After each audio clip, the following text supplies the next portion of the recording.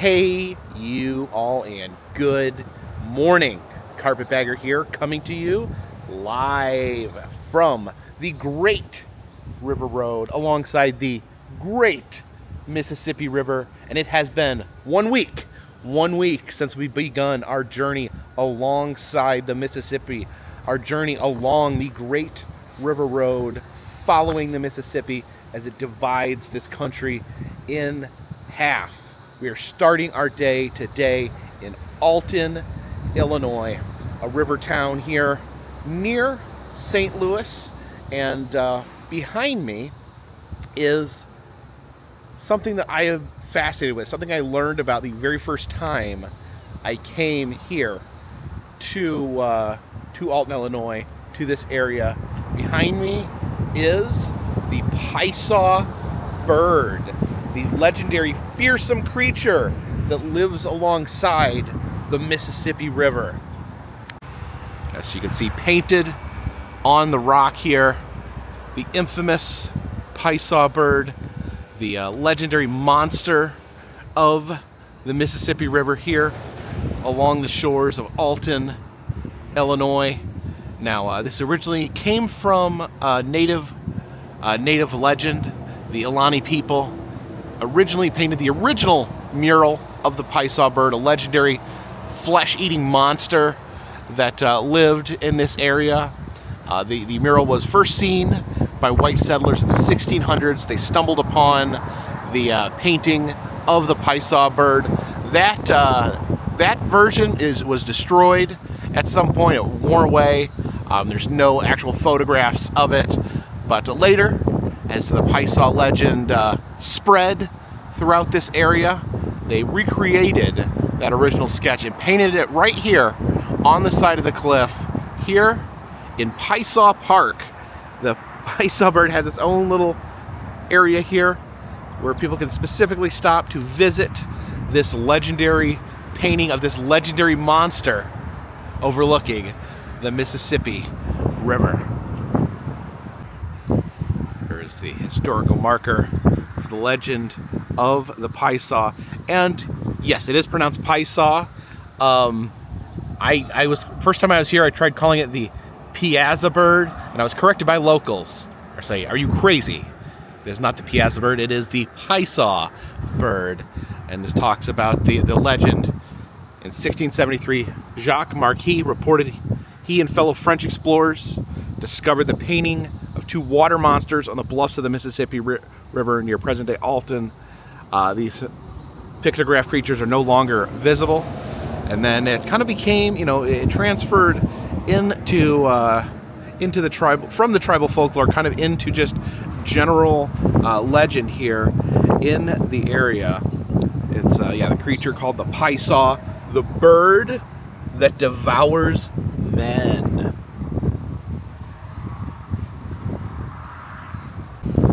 Behind the Piasa bird, there is these ominous caves. Now, one might think that this is where the Piasa bird lives. This must be why they have the danger sign here. They say you gotta watch out for sinkholes, falling rocks, other hazards, but one may think maybe the true hazard is the Piasa bird. But apparently these caverns are not old caverns. These are actually part of a quarry. They mined minerals from these caves, but that doesn't mean that the Piasa has not moved into this area. There is local legend that says that human remains had been found, piles and piles of skeletons found in local caves, former meals of the Piasa.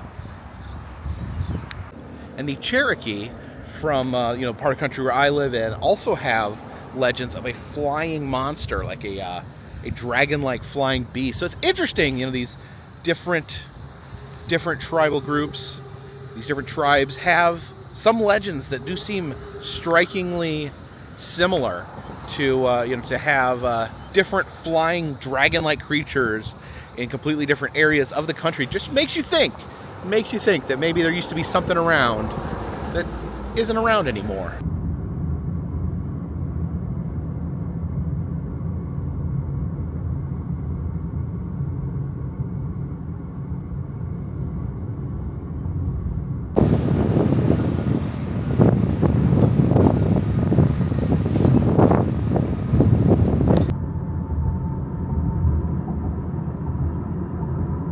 come over here to this massive dam here, the Melvin Price Locks and Dam. Now, one thing I have learned when I begun this road trip, I wasn't sure if there was any dams on the Mississippi. I wondered if you could just sail a boat all the way down the Mississippi without being impeded. I was very wrong. There's lots and lots of dams.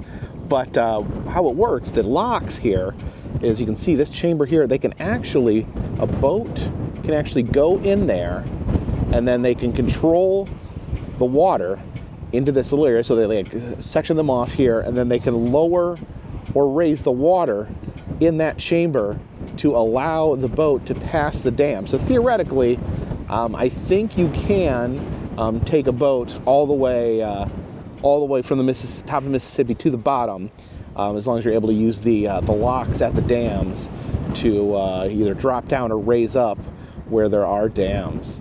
And so also over here, right next to the dam, we have a museum. So this is the National Great Rivers Museum. So not focusing on solely the Mississippi, but other great rivers as well.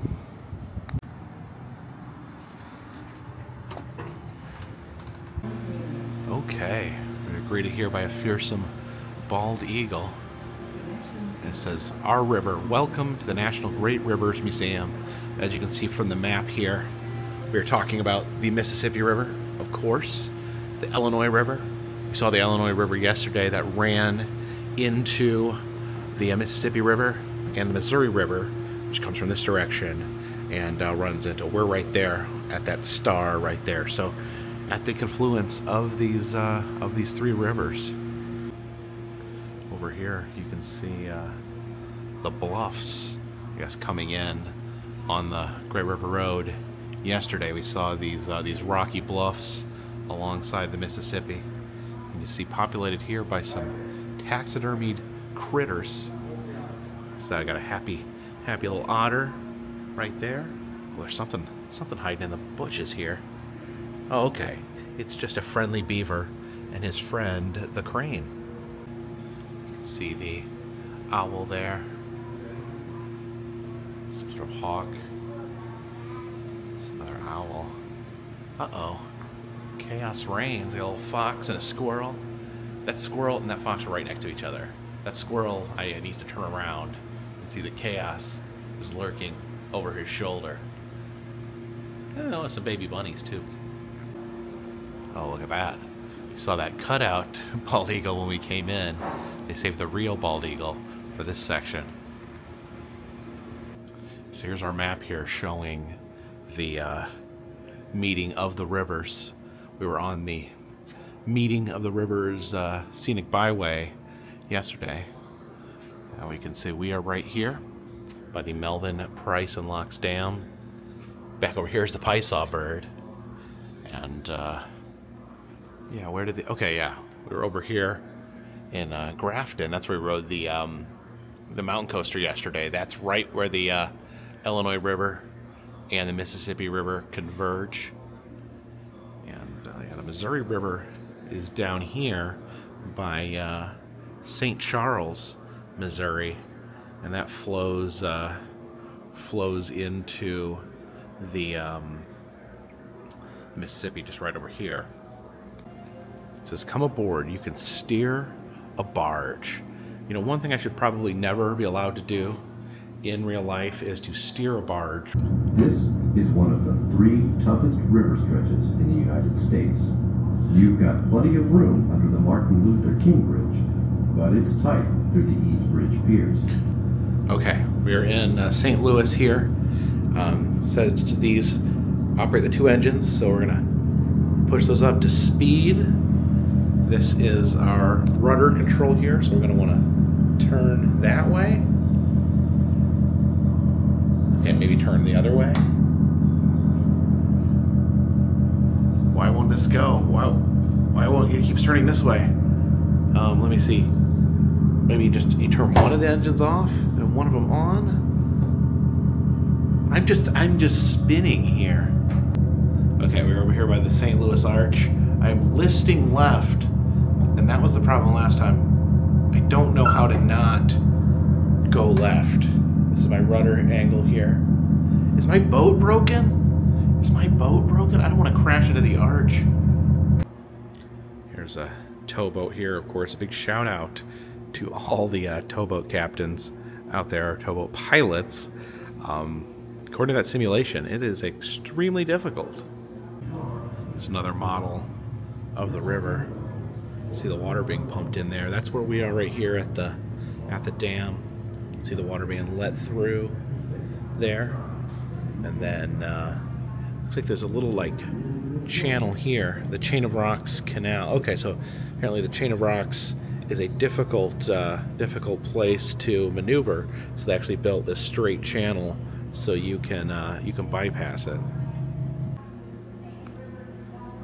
You see a little mini St. Louis there. Here's an exhibit on sediment. Hit the button here.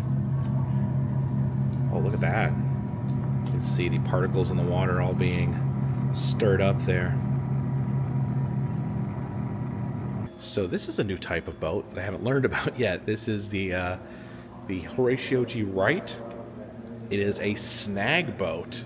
See, it's very wide here, and what a snag boat does is it actually clears out trees floating in the river. So it kind of like moves down the river, almost like operates as a giant wood chipper, where it gets the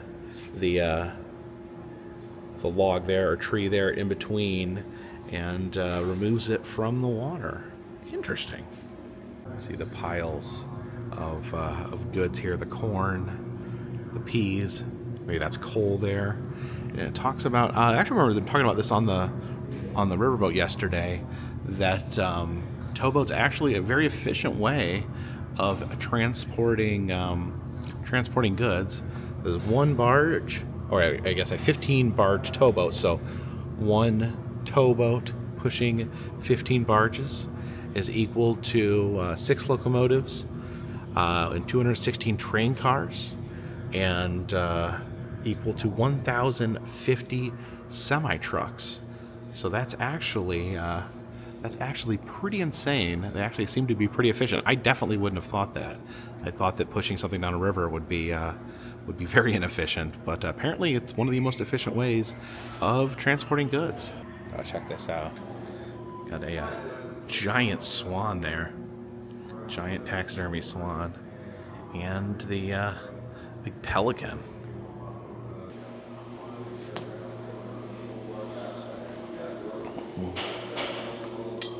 So, my eagle children, are you enjoying your time at the Great Rivers Museum? We just want worms. Give us worms. Yes, give us worms. Now, this kind of explains why there are dams on the Mississippi River. Because when I first saw that there were, I was like, why? What purpose does that possibly serve? Why would you dam up the river? And the reason is, if you look up here, and I remember seeing a diagram early on in our trip that showed that basically the Mississippi River just is one big ramp. It goes downhill, and one issue it runs into, especially around this point, is that certain points get too shallow. At some points the river is only naturally 3 or 4 feet deep, which that's a problem. You're trying to get a big boat through there. Obviously that is not going to work. So then you put in the locks and dams here, and that shows you how it dams up the water. You can see there the water's nice and high, but if you open up the dam, the water gets shallow. Oh, I guess you can open up all these here.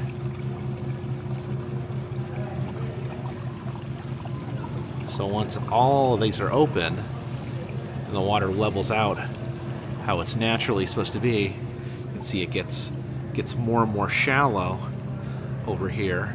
So you have to drop the dams, put that down to make it deeper.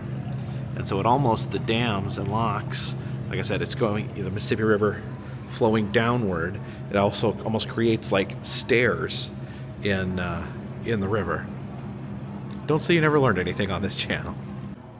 Okay, this walks you through how the lock works, how a how a boat is able to go downward at the dam. You know, the water here is lower because the dam's here.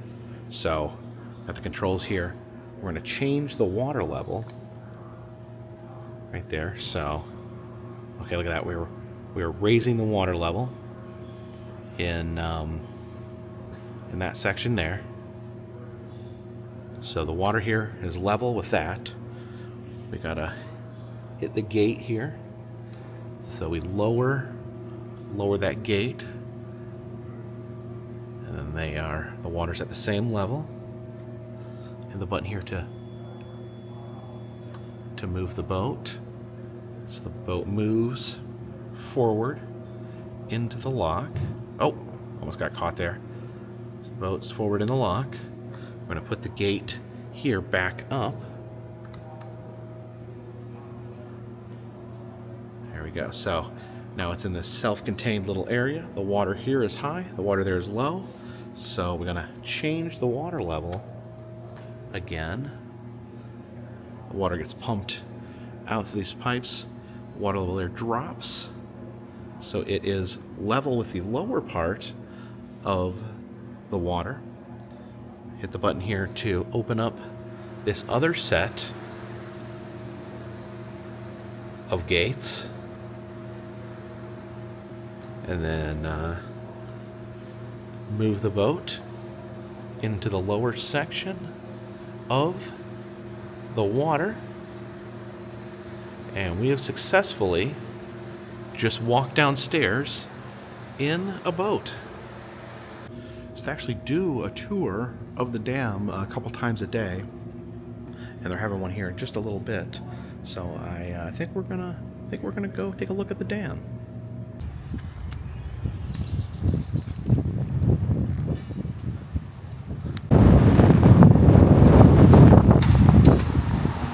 Yeah, look at this. There's actually some barges going into the locks right there. There's no reason for them to keep two locks open at one time. You see this lock here all full of logs. Over there. And so these gates down here, they're called miter gates, and 15 barges through these locks and dams, so they'll never get anything bigger than that, and they should never have that problem now. Any weird aquatic life coming up or down the river? I haven't seen anything like weird like that. I see like pelicans. Yeah, you see this towboat here. It's actually going up. Yep, it's headed north. South and north. Alright, so apparently they just opened up the lock. There was a bar across there just a second ago. They dropped that, and so the lock is level with the water behind us. So they should be sending this barge through momentarily. Oh, here it goes. Towboat pushing these barges through the lock. Be heading underneath us.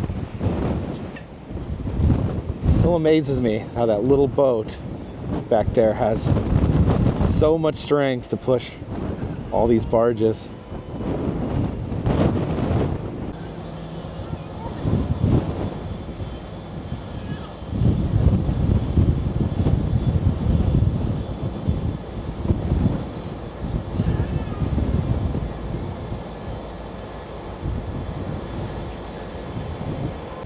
And the guide said that this lock is for use by anyone. So if you're in a kayak going down the Mississippi, you could let them know. They'll put you in the lock and send you up or downstream.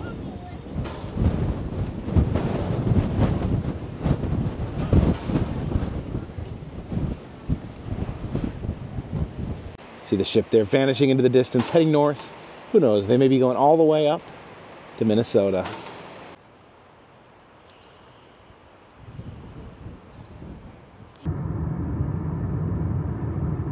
And while we're here in Alton, Illinois, I did want to stop and pay tribute to the man himself, Mr. Robert Wadlow, the tallest man that ever lived, who was from Alton.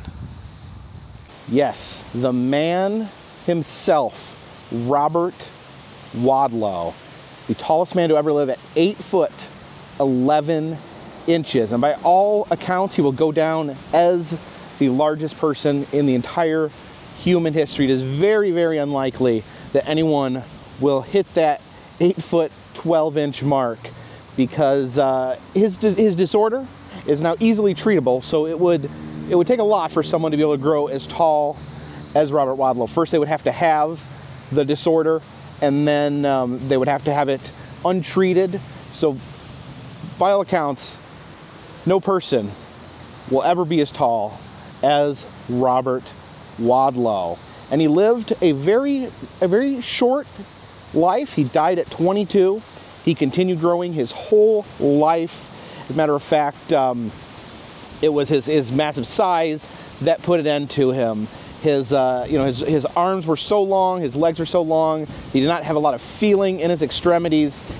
He got a blister on his foot that ended up bleeding and getting infected and ending his life at the very, very young age of 22. You can only imagine if he'd lived a few more years, he would have kept exponentially growing. If he had lived a full life, there's no telling how tall he would have gotten. Of course, his health would have eventually put an end to him.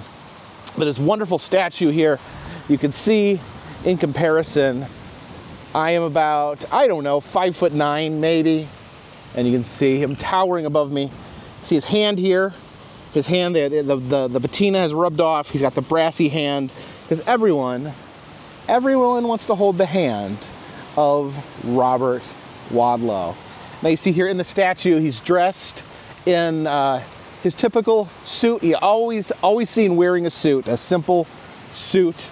And he did travel with Ringling Brothers as a sideshow performer for a brief period of time, but it was on his insistence that he always dressed in his suit. They actually wanted him to wear, flare things up, wear a top hat and tails, and be a little bit more of a showman. But he said, nope, I'm a simple man, and I will dress as a simple man. He also had a job advertising for a shoe company.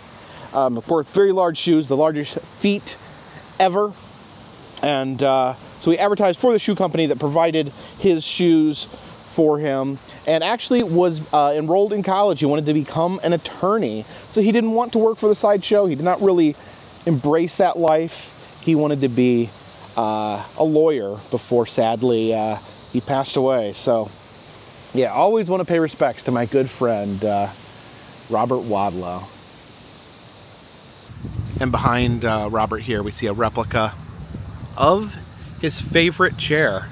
That's the story of the chair here, that he visited the Gatlix Furniture Company in Virginia when the owner of the company saw how difficult it was for Robert to try to sit in a normal chair. He specially made this chair for Robert, customized to his size. Okay, I'm a little concerned. Robert Wadlow's chair is sitting out here baking in the hot sun. It's like in the 80s today. So I will try not to sear myself as I sit in Wadlow's chair. Oh my gosh, it's very hot. Try not to,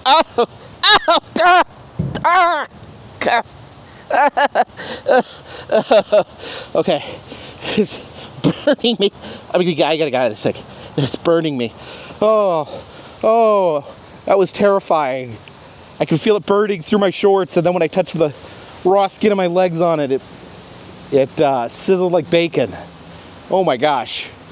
Glad Robert's not sitting in this chair today, or he would regret it.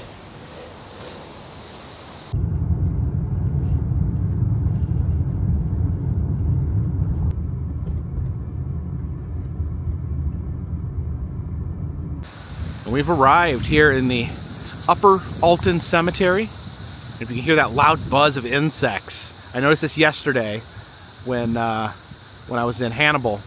This loud buzz of insects. Apparently, this is the cicadas. The cicadas are back. Every 17 years, the cicadas emerge as part of their life cycle, and apparently this emergence coincides with my Great River Road trip. So I'm accompanied by the cicadas on this trip, and yeah, it really is. I was ear splitting, the buzz from the trees. But anyways, we came here to the Upper Alton Cemetery to see the grave of Robert Wadlow. Now, of course, the first thing you notice about his grave, it's pretty tall. It may be the tallest marker here, at least in this part of the cemetery, but I think it's pretty fitting that the world's tallest man has the tallest gravestone. You can see February 22nd, 1918 to July 15th, 1940. It doesn't actually say anything about him being the world's tallest man on the gravestone. It just simply says, at rest. So yeah, kind of a humble man, buried here amongst his family members. These are other Wadlow graves here. Although one thing I do notice, you see there's rows of markers along here.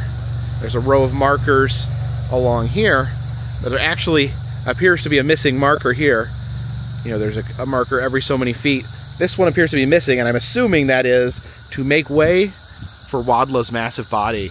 I guess he couldn't be just simply buried in one plot, so more than likely, looks like he is actually buried in 2 plots here. Looks like he is overlapping into this plot because of his massive height. He needs a little extra room to be buried. And look at this. Speaking of the cicadas, there's actually a bunch of cicadas here on Robert Wadlow's stone. I guess part of the cicada lifestyle. Every 17 years, they come out. They molt. They come out of their shell. So that's an empty cicada shell there. Another empty cicada shell right there. And it looks like this one here was maybe emerging from its shell and didn't make it all the way out. It doesn't appear to be alive anymore. So here lies Robert Wadlow amongst the cicadas.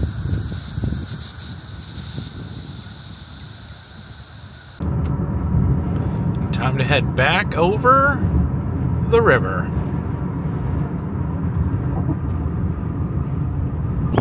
Yes, we have crossed over the river once again into the state of Missouri. Over here in St. Charles, Missouri, a delightful little Main Street area here. And I wanted to check out this over here, the Soda Museum and Arcade.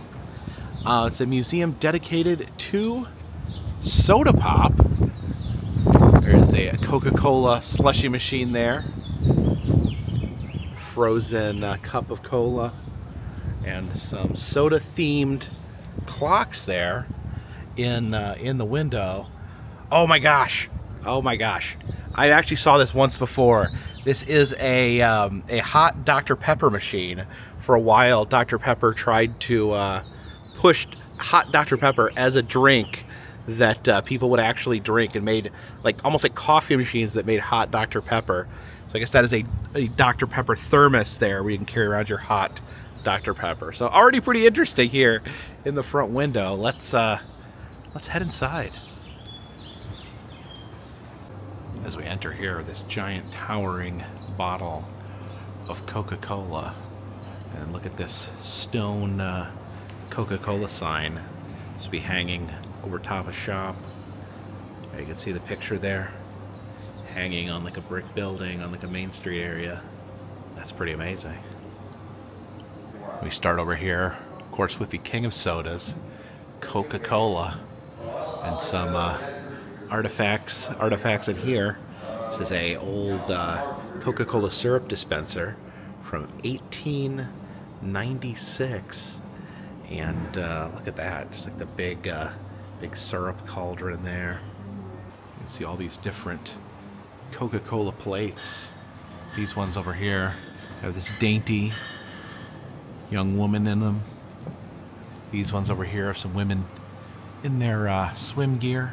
But I really like the Coca-Cola clown down here. So apparently the bottles in this case are all knockoff Coca-Cola bottles. You know, other companies trying to steal the design and name. You know, such wonderful companies as Coca-Nola. Coca-Nola there. Yeah, there's Durs, Coke, H-Cola, Coke with a K. There's a wall of coolers here. All the different types and shapes of Coca-Cola coolers. Oh, check this out, the rotating chandeliers there. The syrup bottles here. Here's Coca-Cola. Some other popular brands, the 7-Up syrup. There's Pepsi over here. And some less known Team. I don't think I've ever had Team. Has anyone out there ever tried Team soda? Although here's one of my favorites, Fresca. I actually do love Fresca. And I love the old Sprite logo here. Oh, and then the first diet soda, Tab. And the old vending machines here. Different styles of coolers. See, it's got that handy bottle opener there on the front. Yeah, it was interesting. They worked differently. Remember, before you would you put coin in, you'd open up the cooler, you'd take out one, and then pump it on the cap there. Fresh Up with 7-Up. Now, different pieces of soda-themed jewelry in here, but up here is something really really unusual. These are Sprite cigars. Do they taste like Sprite? Why did people smoke Sprite cigars? These are all different radios. Coca-Cola themed radios. That one there is shaped like an actual little vending machine. Yeah, these were pretty cool back in the day. These little tiny miniature soda bottles here. Do those have actual Coke in them?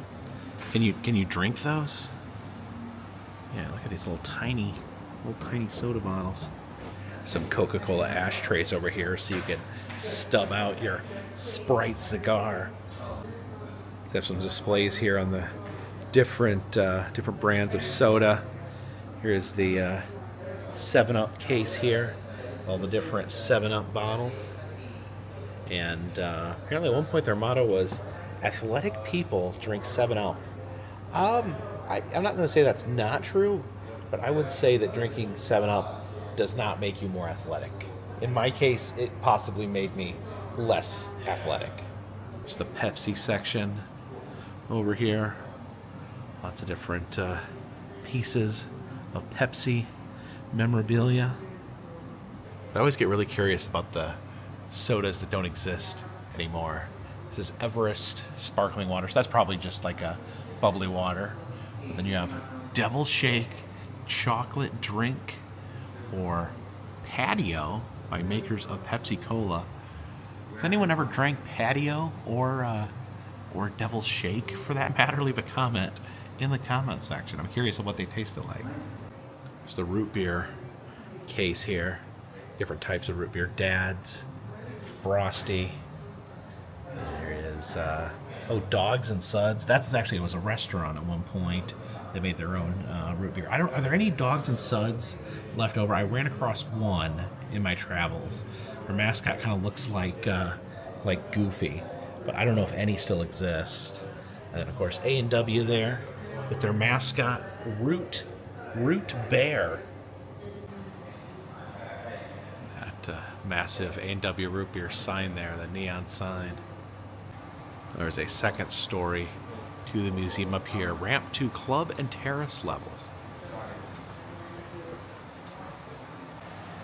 Okay, there is a bar up here, a fully stocked bar. Guess you can get some of Daddy's soda pop up here.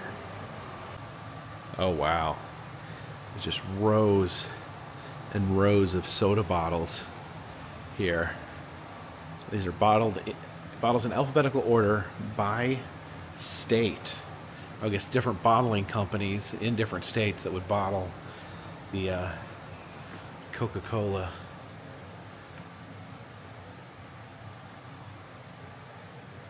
Some old Tab bottles. Fresca there. Of course, one of my favorite sodas, the Orange Fanta.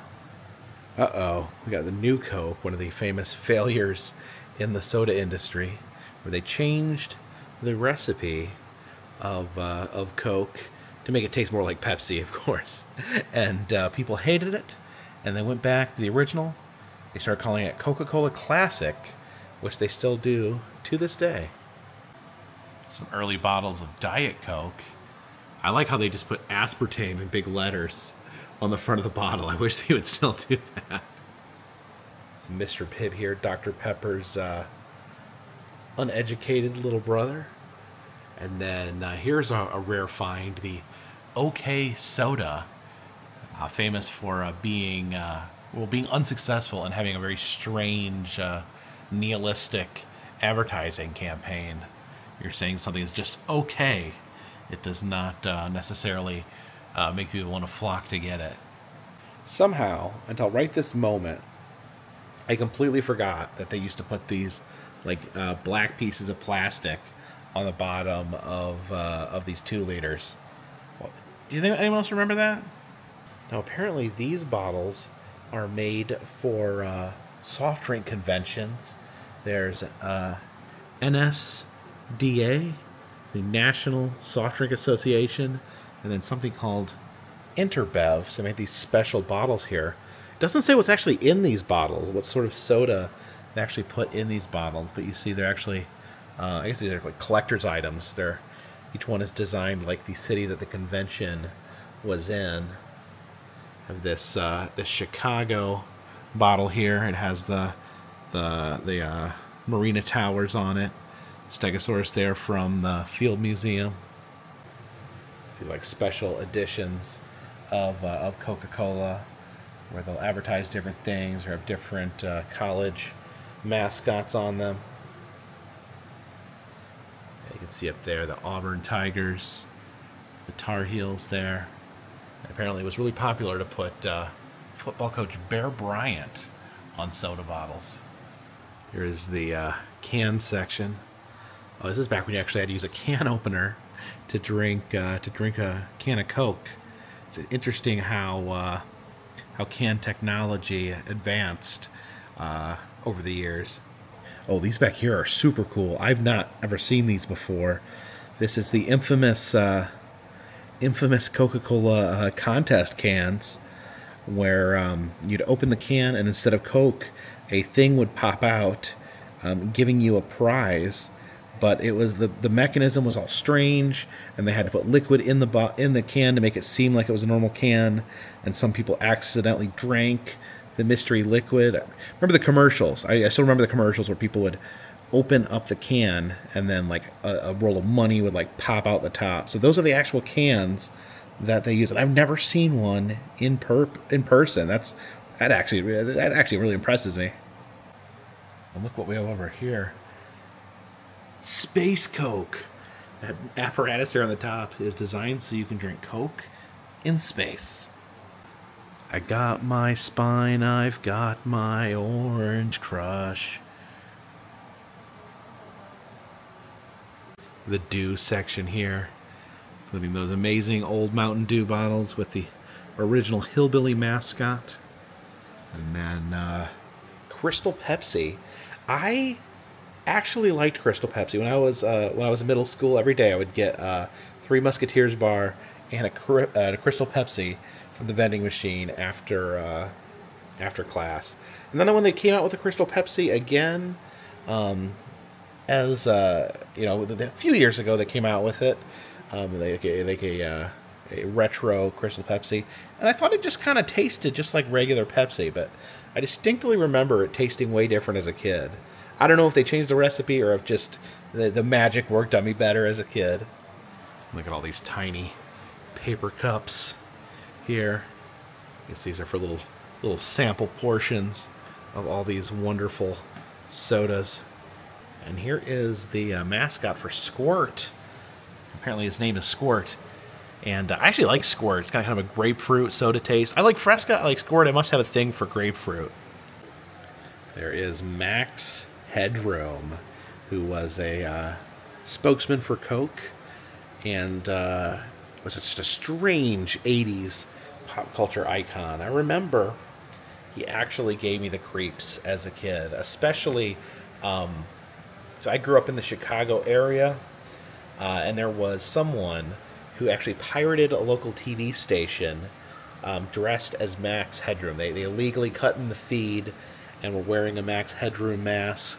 Now, I didn't see this, but they actually replayed it on the local news over and over again, and for some reason, it just gave me the creeps. The idea that someone could just like steal their way into a television broadcast, and the fact that it was Max Headroom, or a guy dressed as Max Headroom, made it extra spooky. Here's another one I've not heard of. This is Smile Soda, and I guess what strikes me is their strange mascot, which appears to be a naked something, maybe a Cupid-like creature with an orange for a head. Yeah, look at those, the little smile mascots. There's another one slurking down here. And I mentioned I like Fresca, but I had no idea that they had a insane rabbit as the mascot. What is that there? It says Fresca on his vest, so he must be associated with Fresca in some way. Yikes. Is this a different Fresca mascot? Klondike Kyle? And has anyone ever heard of Simba Soda? It says it was produced by Coca-Cola. So downstairs is supposed to be an arcade. So let's head down. It was extra $5 to add the arcade visit on. Okay, so down here in the arcade, it's almost like a little restaurant. Looks like you can get some drinks or snacks down here. And then also every table has a different soda-based chandelier over top. Oh, look at that. There's a Taco Bell sign over there. And they do have some interesting games here. Here is Space Pilot. I think these are on free play. Oh, there we go. There was just something happened there. So I used this lever here. Oh, okay. So that causes my space helicopter to spin. This makes my space helicopter go up or down here. I think what am I trying to do though? Okay, he's trying to hook. Oh, is my score going up? I think he's got like a little stick and he's trying to hit these poles. I've failed to make a single point. Apparently I'm as good as flying a space helicopter as I am piloting a barge.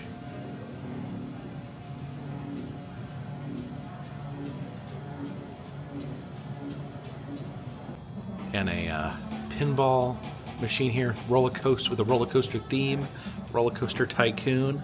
Let's give this a shot.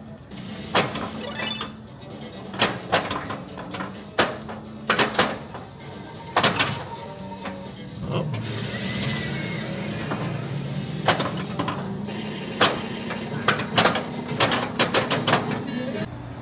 So here's a target shooting game.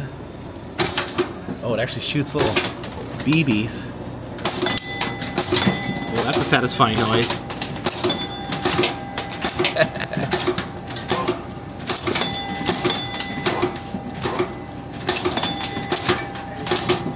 That's a lot of fun.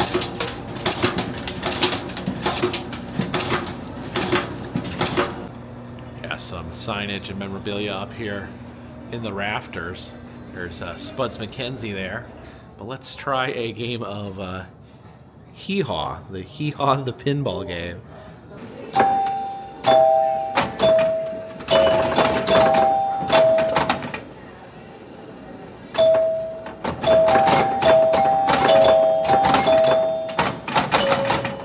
Oh, not good at pinball. Alright, I don't think I have seen this game here before. This is just called Crane. And you operate this crane here as you're trying to get this gravel down here into the hopper over there. So, okay, these operate the crane, and then we want to drop and fill right there.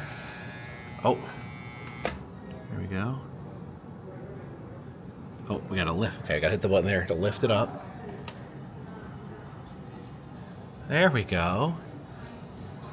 Oh no, I lifted it too high, and I dropped my gravel there. So you gotta drop and fill, lift. Gotta lift very carefully so you don't hit the top, and then you turn the crane, and then you drop it into the hopper there. And I guess you just try to fill up. How many tons can you load? Oh, this might take a while.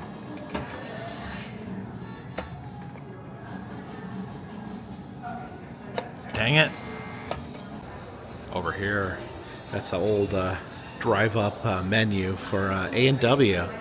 Back when you could get a cheeseburger for under $5.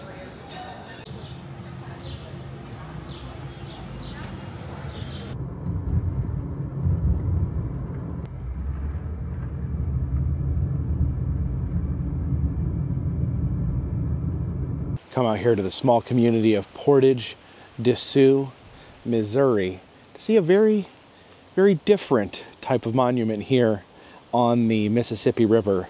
This is Our Lady of the Rivers.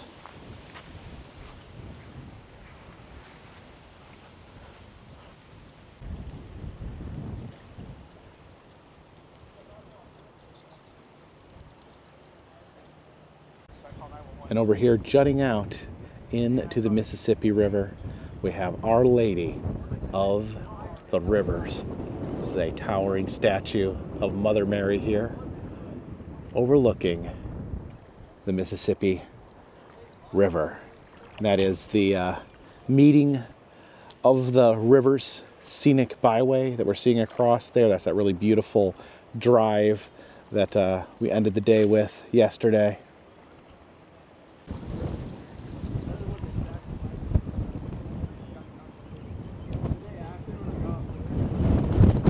So this plaque here on the back of the monument explains what happened in 1951. Raging floodwaters from the Mississippi threatened the community here of Portage de Sioux, and the entire community agreed that they would all pray to Mother Mary to stop the floodwaters, and it worked. The floodwaters receded and the community was saved, and in honor of that, they built this statue of Mary here. And I guess Mary here looks out over the town and protects the people from the floodwaters of the Mississippi.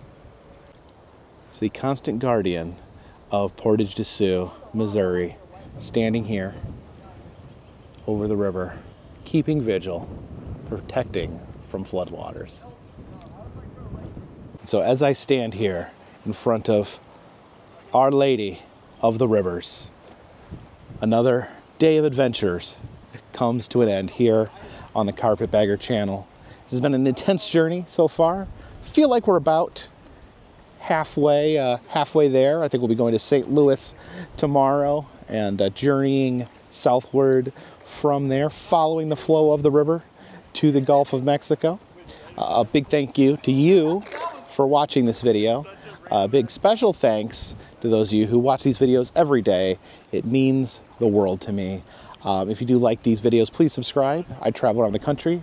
When I'm not following the Mississippi River, I travel around the country filming roadside attractions, amusement parks, museums, haunted houses, and other fun, random stuff.